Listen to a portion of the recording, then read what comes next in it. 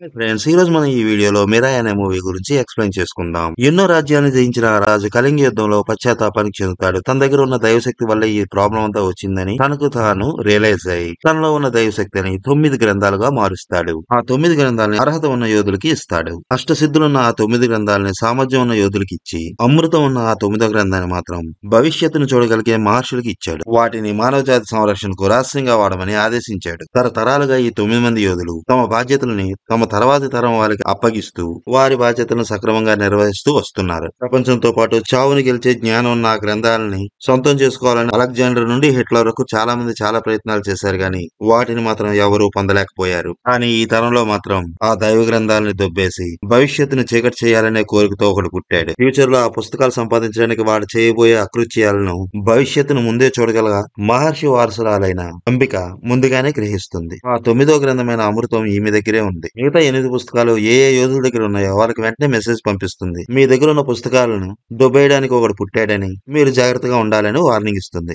బాక్కలే మాలాంటి యోధుల దగ్గరకు వచ్చి మాతో పోరాడి ఆ పుస్తకాన్ని తీసుకెళ్లే ధైర్యం ఎవడు చేస్తాడని ఈమె మాటలను వాళ్ళు చాలా లైట్ తీసుకుంటారు. ఒకవేళ ఎవడైనా మా దగ్గరికి పుస్తకం కోసం వస్తే వాడికి ఎలా బుద్ధి చెప్పాలో మాకు తెలుసని సమాధానం ఇచ్చి అక్కడి నుంచి వాళ్ళు వెళ్ళిపోతారు. వాళ్ళు ఈ విషయాన్ని ఇంత లైట్ తీసుకున్నా కూడా ఆమె మాత్రం ఈ విషయాన్ని అంత తేలిగ్గా వదిలిపెట్టదు. చాలా సీరియస్ గా తీసుకుంటుంది. నిండు గర్భంతో ఉన్న ఈమె ఈ ప్రాబ్లం కి సొల్యూషన్ కోసమని హిమాలయాలకు వెళ్లి అక్కడున్న అగస్త్య మహర్షిని కలుస్తుంది. జరగబోయే అనర్థం గురించి అతనికి వివరిస్తుంది. అప్పుడు అగస్త్యముని, నీ కడుపులో పెరుగుతున్న బిడ్డే ఈ సమస్యకు పరిష్కారము. ఈ బిడ్డ పుట్టగానే ఇతన్ని ఒంటరిగా విడిచిపెట్టేసాయని ఆమెతో చెప్తాడు. ఎందుకంటే నీ బిడ్డ సాధించబోయే ఆయుధం పేరు మిరాయ్. శ్రీరాముడు నడిచిన త్రేతాయుగం నాటి ఆయుధం. దానిని సాధించబోయేవాడు తల్లి కాదు, పరిస్థితులు పెంచాలి. ఆ ఆయుధాన్ని చేరుకునేవాడిని అడుగడుగున ప్రకృతి పరీక్షిస్తుంది, శిక్షిస్తుంది, శిక్షణ ఇస్తుంది. ఆ బిడ్డ జీవితం కొట్టే దెబ్బల్ని తట్టుకుని నిలబడగలిగేవాడై ఉండాలి. ఆ కష్టాలే అతన్ని యోగిలా యుద్ధం ఎదుర్కొనే యోధుడిలా మారుస్తాయి అని అంటాడు. అతను చెప్పినట్లుగానే ఈమె తన బిడ్డ పుట్టిన మరుక్షణమే ఆ బిడ్డని ఒంటరిగా ఒక క్షేత్రంలో విడిచిపెట్టి వెళ్ళిపోతుంది. ఇంకో పక్క ఫ్యూచర్ లో ఆ 9 గ్రంథాలని కొట్టేసే విలన్ గాడు కూడా పెరిగి పెద్ద అవుతూ ఉంటాడు. వీడి నాన్న వాళ్ళ అమ్మ ఉండగానే వేరే పెళ్లి చేసుకుంటాడు. ఎందుకని వాళ్ళ నాన్న నిలదీస్తే అది జాతకం అని అంటారు. వీడి అమ్మకి దెయ్యం పెట్టేసిందని చెప్పి ఊరందరూ కలిపి చంపేసి అది శాస్త్రం అని అంటారు. వీడిని దెయ్యం కొడుకని ఊరంతా హేళన చేసింది. వీడిని చూస్తే అరిష్టం అని ఊరంతా విలేసింది. దెయ్యానికి పెట్టిన దరిద్రుడురా నువ్వు అంటూ అడుగడుగునా వాడిని అవమానపరిచింది. ఇలాంటి అవమానాలన్నీ మర్చిపోయి ఊరంతా తనను సమానంగా చూస్తారనే ఉద్దేశంతో కొండవతలో ఉన్న నీరుని ఊరికి వచ్చేలా వీడు చేస్తాడు. అలా ఆ ఊరికి నీరు రావడంతో ఆ ఊరి జనాలు అందరూ చాలా సంతోషిస్తారు. భగవంతుడికి దండం పెడతారు. ఈ ఊరికి ఆ వాటర్ నేనే తెప్పించానని చాలా గర్వంగా చెప్తాడు ఈ పిల్లవాడు. నీ మొహం, నువ్వు నీళ్ళు తేవడం ఏంట్రా, ఇదంతా భగవంతుడు ఇచ్చాడని ఆ ఊరు వాళ్ళు వీడి మాటలను అస్సలు పట్టించుకోరు. అంతే, అప్పటితో మనవాడు మనస్ఫూర్తిగా విరిగిపోతుంది. ఆ ఊరి మీద ద్వేషాన్ని పెంచుకుంటాడు. అసలు దేవుడే లేడంటూ తన కోపాన్నంతా ఆ ఊరి ప్రజలందరూ పూజించే విగ్రహం పైన చూపిస్తాడు. దాంతో ఊరు వాళ్ళకి కోపం వచ్చి వీడిని కట్టేసి రాళ్లతో కొడతారు. ఈ సంఘటనతో వీళ్ళలోని పూర్తిగా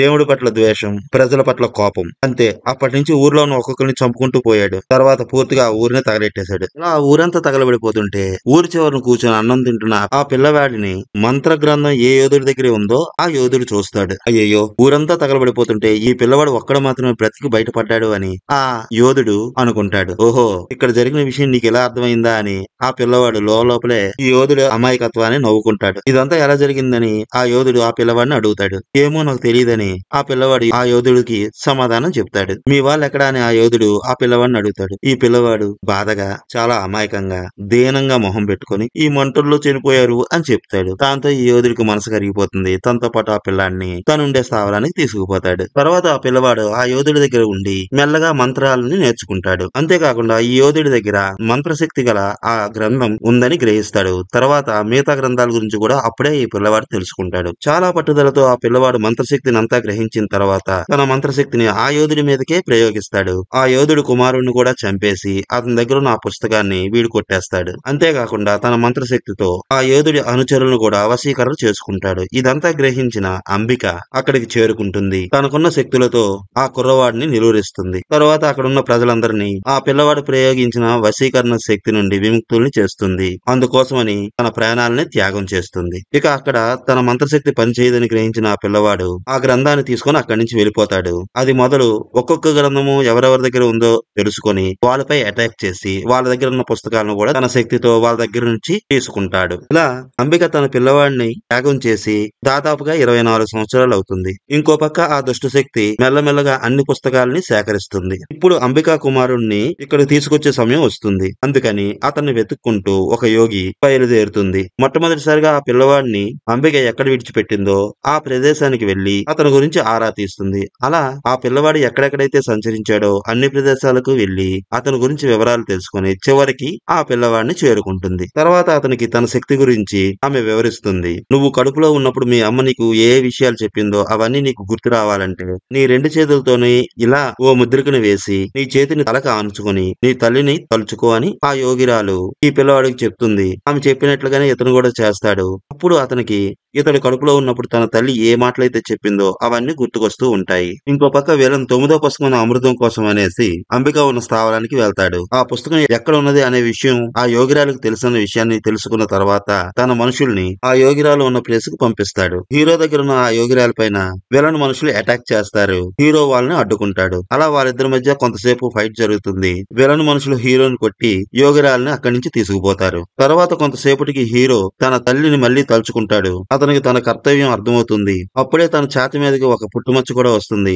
అది పుట్టుమచ్చ కాదు, అతను చేరుకోవాల్సిన ప్రదేశానికి సంబంధించిన మ్యాప్ అని తెలుసుకుంటాడు. ఆ మ్యాప్ ద్వారా మిరాయి ఉండే ప్రదేశానికి వెళ్తాడు. అప్పుడు అక్కడ అతన్ని గరుడు పక్షి అడ్డగిస్తుంది. హీరో తన తల్లి చెప్పిన మాటల్ని గుర్తు చేసుకుని ఆ గరుడు పక్షిని తన వశం చేసుకుంటాడు. ఆ మిరాయిని సంపాదించడంలో గరుడు పక్షి కూడా హీరోకి సహాయం చేస్తుంది. విలన్ మనుషులు యోగిరాలని తిన్నంగా ఆ విలన్ దగ్గరికి తీసుకెళ్తారు. విలన్ ఆ యోగిరాలని 9వ పుస్తకం గురించి అడుగుతాడు. ఆ యోగిరాలు నీ సంగతి ముందే తెలిసి అంబిక నీకు విరుగుడుగా తన కొడుకుని తయారు చేసి ఉంచింది. త్వరలోనే నువ్వు అంతం అవ్వబోతున్నావని చెప్తుంది. విలన్ తన మనుషులతో అంబిక కొడుకు ఎక్కడున్నా సరే తీసుకురమ్మని చెప్తాడు. సరేనని చెప్పి ఈ యోగిరాలను కూడా విలన్ మనుషులు తమతో పాటు తీసుకువెళ్తారు. ఇంకో పక్క మిరాయిన్ అయితే సాధించాడు కానీ దాన్ని ఎలా వాడాలో మన హీరోకి తెలియదు. దీనిని ఎలా వాడాలా అనే కన్ఫ్యూజన్ లో ఉన్న మన హీరో దగ్గరికి అగస్త్యముని వస్తారు. అతనికి అతని చేతిలో ఉన్న ఆయుధం తాలూకా గొప్పతనం గురించి వివరిస్తారు. త్రేతాయుగం నాటి రాముడు వాడిన ఈ ఆయుధానికి తిరిగే లేదని, ఈ ఆయుధం నీతో కలవాలంటే జైత్రయ అనుకోవాలి అని, నీ మనసు ఆయుధం ఒకటవ్వాలని చెప్తారు. ఈసారి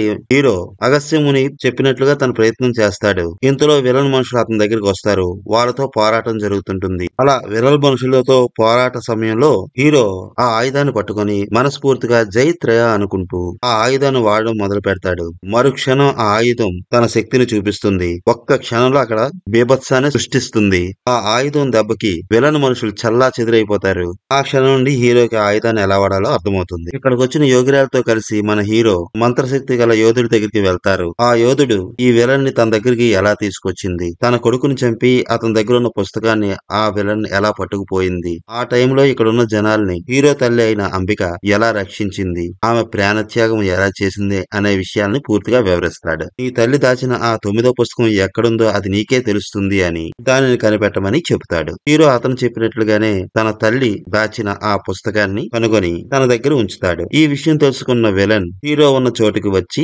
అతన్ని అటాక్ చేయబోతాడు. అక్కడ హీరోకి విలన్ కి మధ్యన పెద్ద ఫైట్ జరుగుతుంది. చివరి క్షణంలో హీరో చేతిలో ఉన్న ఆయుధం ఓ బాణంలా మారిపోతుంది. హీరో విలన్ గురిపెట్టి ఆ బాణాన్ని ప్రయోగిస్తాడు. ఆ బాణం దాటికి విలన్ పేలిపోయి ముక్కలైపోతాడు. ఆ రోజు అక్కడ కుంభమేళా జరుగుతుంటుంది. అక్కడికి వచ్చే ప్రజలందరిపైన తన మంత్ర ప్రయోగాన్ని ప్రయోగిస్తాడు ఈ విలన్. కానీ హీరో ప్రయోగించిన బాణం వల్ల అతను పేలిపోవడంతో విలన్ గాడు కుంభమేళాకు వచ్చిన భక్తులపై ప్రయోగించిన మంత్రశక్తి కూడా పోతుంది.